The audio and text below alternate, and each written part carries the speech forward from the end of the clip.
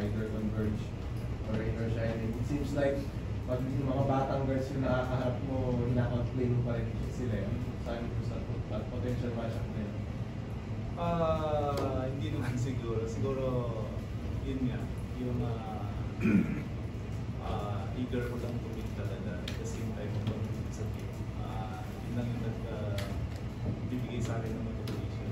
At the same time, yun nga, gusto pa rin namin makapunta ng finals. Kaya siguro. And then, one of the veterans sa team, kailangan mag-ibigay sa akin. So, siguro yun lang yung motivation.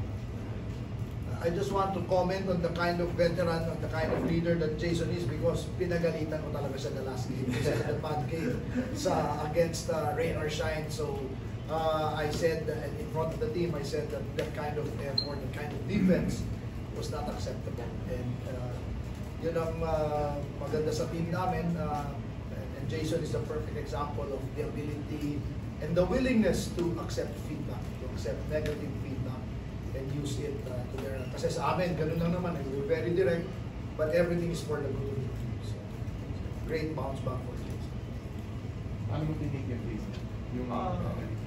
Of course, tagal na natin dito sa PBA. And then, sanay na sa akin. Tagal na natin magkasama ni Coach Jot. And then, yun nga, as a veteran, kailangan mong i-ano yung sarili mo dun sa mga ganun situation. Kasi tinitingnan ako ng mga ibang teammate ko yun. Paano mag-bounce back at the same time makabawi man lang sa game na to. So, yung mga ganun na nasanay sa panitol. And thank you for Coach Jot na pinapagalitan ako ibig sabihin. May value pa ako sa team. Oo nga naman.